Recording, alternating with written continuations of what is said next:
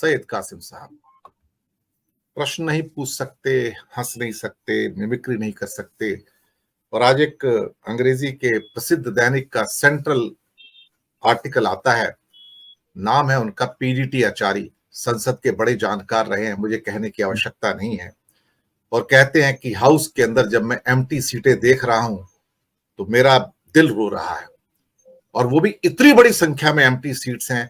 बोलता है it doesn't look like a house.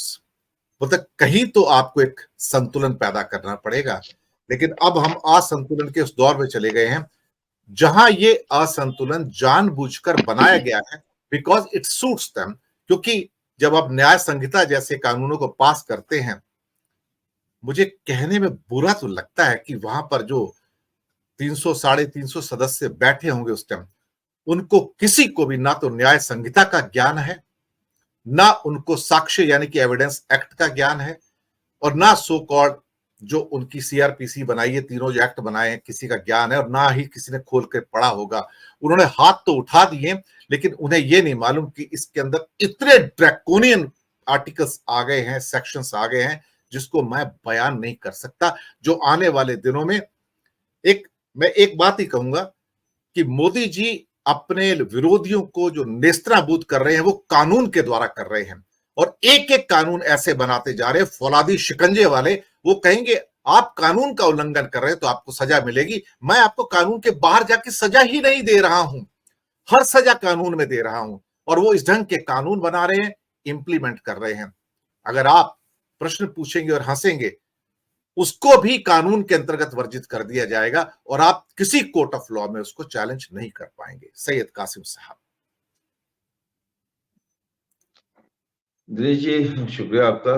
जिस बातें आप करते हैं, रोज करते हैं, हर शो में करते हैं, उसमें फिर अनिल जैन जी भी होते हैं, शर्मा जी भी होते हैं, सुनील जी भी होते हैं, हम जैसे छात्र भी वहां होते हैं। अगर इन शोज को सुन मैं के तो आपसे सीखता हूं, क्या बोल रहे हैं आप? इन शोज को सुन के क्या कांग्रेस जैसा मुख्य विपक्षी दल, ममता बनर्जी जैसी बड़ी पार्टी, लालू नीतीश जैसे जनाधार वाले लोग, ये इन शोज को देखने के बाद इन मुद्दों को कब उठाते हैं? पहला सवाल तो ये पता होता है।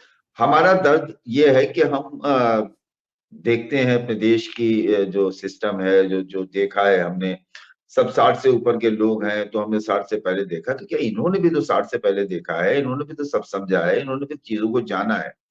जिस तरह से आपने ये पूछा ना कि हंसने पे भी पाबंदी, बोलने पे भी पाबंदी, मिमिक्री पे भी पाबंदी, देखिए ऐसा नहीं, ये तो एक मामला, ये कंपनी कॉपीराइट कानून जो होता है, तो कॉपीराइट जिसका है वही करेगा।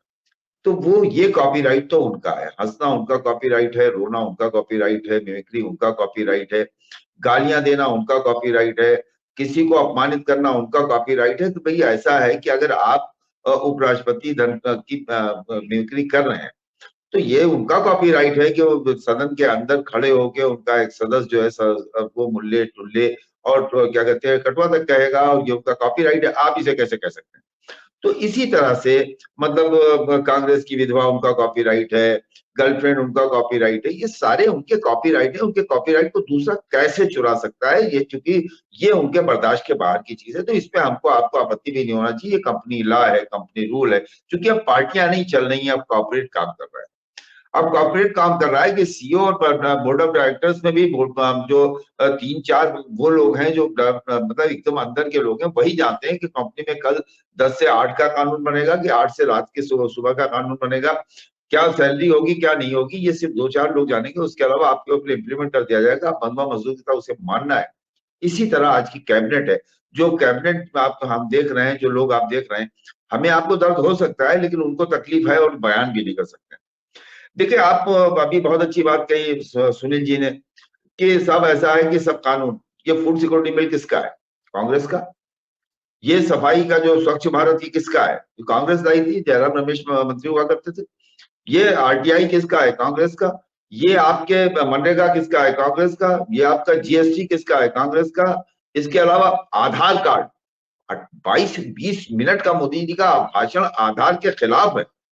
बहुत खूबसूरत तकरीर उन्होंने लिखी थी कि आधार से ये होगा वो होगा, इसका ये नुकसान होगा वो नुकसान होगा। पूरी एक जनसभा में सिर्फ आधार के खिलाफ बोलते रहे। दो शेर पढ़ दूं, एक परवीन शाकिर का है और एक वसीम बरेलवी का है। और दोनों शेर बड़े इस तरह से हैं कि आज के इस क्या कहते हैं डिबेट से बड़े मैच करते हैं। वसीम साहब कहते हैं कि वो झूठ बोल रहा था बड़े सलीके से, मैं एतबार न करता तो और क्या करता। ये वसीम बरेलवी का शेर है कि वो झूठ बोल रहा था बड़े सलीके से, मैं एतबार न करता तो और क्या करता, वो हम लोग कर रहे हैं। दूसरा परवीन शाकिर का शेर है कि वो झूठ बोलेगा और लाजवाब कर देगा, वो झूठ बोलेगा और लाजवाब कर देगा, मैं सच कहूंगी मगर फिर भी हार जाऊंगी। तो ये दो शेर ये 9.5 साल की स्थिति बयान करते हैं।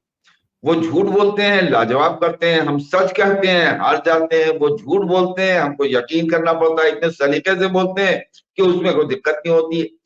धमकी का भी अंदाज आप देखिए। मैं आज वीडियो देख रहा था, थोड़ा पता नहीं उसका लाइट चली गई, इसके लिए मैं माफी चाहता हूँ, क्योंकि यहाँ नोएडा में रहता हूँ, उत्तर प्रदेश है, तो उत्तर प्रदेश में तो समस्याएं रहती ही हैं, लेकिन हम उन समस्याओं को अपने जिले के बदले हुए नामों से उससे खत्म कर लेते हैं। तो जब मैं वीडियो देख रहा था, उसमें मोदी जी हर हर महादेव या इस तरह कर रहे हैं किसी सिद्दीकी साहब से, तो सिद्दीकी साहब उधर से नमस्कार सर, फिर वो कहते हैं सुनाई नहीं दिया, वो हर हर महादेव या जय श्री इस टाइप का कोई नारा था। फिर उसे उधर उन्होंने जवाब दिया, तो उन्होंने ऐसे, मतलब ये है कि तुमको सुनाई नहीं दिया मैं क्या कह रहा हूं। तो ये एक ऐसा बना दिया गया है, ऐसा देश बनाया जा रहा है कि जो एक परिवार की प्रयोगशाला में आज तक जितने प्रयोग हुए थे उनसे निकले हुए सभी जो वो हैं उनको मोदी उनको ले जाके फेंक कर रहे हैं। परिवारवाद का खिलाफ करने वाली भारतीय जनता पार्टी भी परिवार से आती है, बस ये बात अलग है कि वो संघ परिवार में जो होता है उसको इम्प्लीमेंट करते हैं। इससे ज्यादा इस सरकार ने कुछ नहीं किया है। न जनता की चिंता है, न कोई अपना एटीएम कार्ड देख रहा है, न उसका मैसेज देख रहा है, न उसमें कटने वाले पैसों का, न अदर बैंक से, न सेम बैंक से, न इसी तरह से न गैस का देख रहा है, न शक्कर का देख रहा है, न चीनी का, किसी चीज की जनता को। चूंकि रोज एक नई चाशनी दी जाती है कि अब तो राज्यसभा में उनकी मिमिक्री के वीडियो को इतनी बड़ी खबर बना दिया गया कि आरटी रशियन टाइम्स जो हिंदी का है वो खबर कर रहा है हमारे देश की उन लाशों के बारे में जो एक गड्ढे में दफनाई जा रही हैं। हमारे देश की मीडिया के पास उसके लिए समय नहीं। तो मुझे लगता है कि हम और आप अपने फर्ज की अदायगी कर रहे हैं। ये हमारा फर्ज है कि भाई जिंदा है तो बोलते हुए नजर आना चाहिए। तो डॉक्टर अनिल जयसिंह साहब हो या सुनील शुक्ला जी हो, शर्मा जी हो या हमारे दूसरे पैनल हो और आप हो, हमारा आपका काम है कि अपने हुज्जत को तमाम करना। क्योंकि हम अपने आने वाली नस्लों के लिए कम से कम ये वीडियो तो छोड़ के जाएंगे ना कि हमको तो गालियां नहीं पड़ेंगी, कि हम अपने धर्म का पालन करते रहे, अपनी हुज्जत को तमाम करते रहे। सब आपके समझ में देर में आई तो इन वीडियो को निकाल के सामने रखा जाएगा और बताया जाएगा कि कुछ सिरफिरे लोग थे जो कम से कम अपनी आवाज को बुलंद करते रहे। हम लोग उन्हीं सिरफिरों में गिने जाएंगे, और लेकिन ये कम से कम हमारे दिल का बोझ जो है उसे हम हल्का कर रहे हैं। मुझे लगता है कि ये बहुत दिन नहीं चलेगा। किसी भी चीज की एक इंतहा होती है। गालिब कहते हैं ना कि दर्द का हल से गुजरना है दवा हो जाना।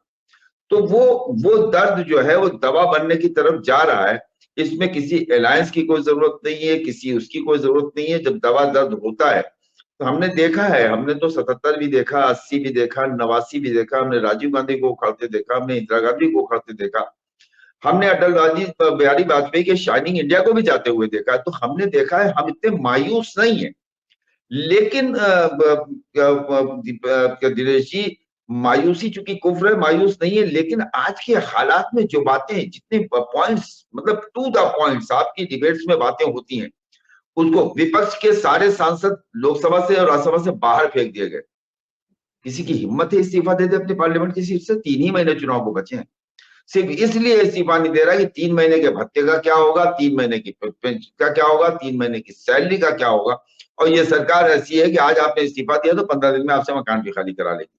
तो अपनी सुख सुविधाओं को अपने लिए सुनिश्चित करते हुए जनता के दर्द की बात मीडिया में आके कर देना, मुझे लगता है जितने नाकारा ये लोग हैं उससे कहीं ज्यादा नाकारा विपक्ष है। दिनेश जी।